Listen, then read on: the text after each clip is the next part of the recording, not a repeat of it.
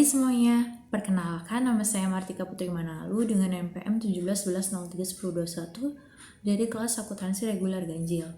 Hari ini saya akan menjawab 3 pertanyaan teori akuntansi. Pertanyaan pertama, apa yang dimaksud dengan teori? Pertanyaan yang kedua, apa yang dimaksud dengan teori akuntansi? Dan pertanyaan yang ketiga mengenai sejarah perkembangan teori akuntansi dari zaman pre-teori hingga sekarang ini. Baiklah, berikut pembahasannya. Pertanyaan pertama, apa yang dimaksud dengan teori?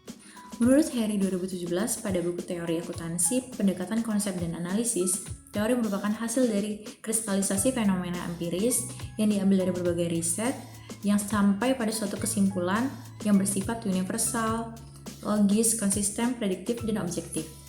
Sedangkan menurut Vernon Camp pada tahun 1986, teori merupakan suatu sistem yang menyeluruh di mana meliputi asumsi dasar, definisi, tujuan, prinsip atau standar, serta prosedur ataupun metode. Dan menurut Kenneth S. Moss pada tahun 1982, teori merupakan suatu pernyataan yang sistematis mengenai prinsip yang mendasari seperangkat fenomena. Selanjutnya pertanyaan yang kedua, apa yang dimaksud dengan teori akuntansi?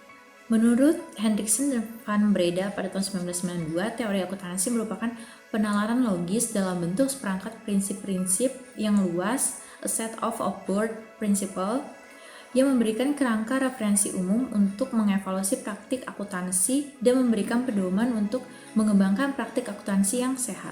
Sedangkan menurut Vernon Camp pada tahun 1986, teori akuntansi merupakan suatu sistem yang komprehensif di mana terbagi menjadi beberapa elemen, postulat, asumsi dasar, definisi, tujuan akuntansi, prinsip atau standar, serta prosedur ataupun metode. Baiklah, selanjutnya pembahasan pertanyaan ketiga mengenai perkembangan teori akuntansi dari pre-teori hingga sekarang ini. Godfrey et al. Pada tahun 1992 membuat periodisasi teori akuntansi sebagai berikut. Yang pertama, pre-teori period. Periode ini berlangsung dari tahun 1492 hingga 1800. Baragalo mengemukakan bahwa tidak ada teori akuntansi yang dirumuskan sejak Pacioli sampai dengan awal abad ke-19. Kalaupun ada saran-saran atau pernyataan-pernyataan, belum dapat digolongkan sebagai teori ataupun pernyataan yang sistematis. Selanjutnya, periode yang kedua, General Scientific Period. Periode ini berlangsung dari tahun 1800 hingga 1955. Dalam periode ini sudah ada perimbangan teori yang penekanannya baru berupa penjelasan terhadap praktik akuntansi. Di sini sudah ada kerangka kerja untuk menjelaskan dan mengembangkan praktik akuntansi. Akuntansi dikembangkan berdasarkan metode empiris yang mengutamakan pengamatan atas kenyataan sehari-hari ataupun realita, bukan didasarkan pada logika.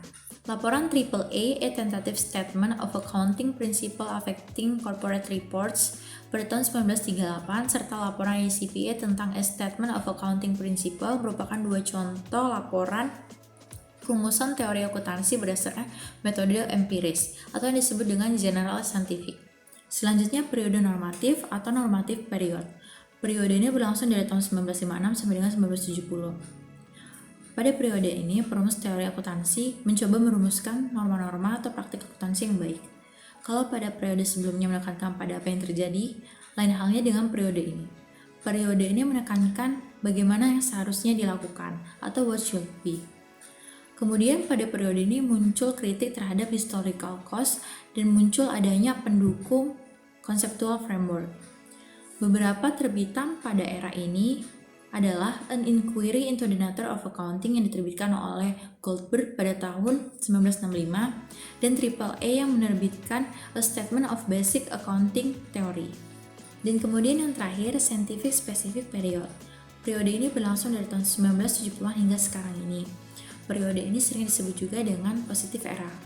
Di sini, teori akuntansi tidak cukup hanya dilihat secara normatif, tetapi harus diuji kebenarannya. Norma dinilai subjektif, oleh karena itu harus diuji secara positif. Pendekatan normatif mendapatkan kritikan karena dua alasan. Alasan yang pertama, teori normatif tidak melibatkan pengujian hipotesis.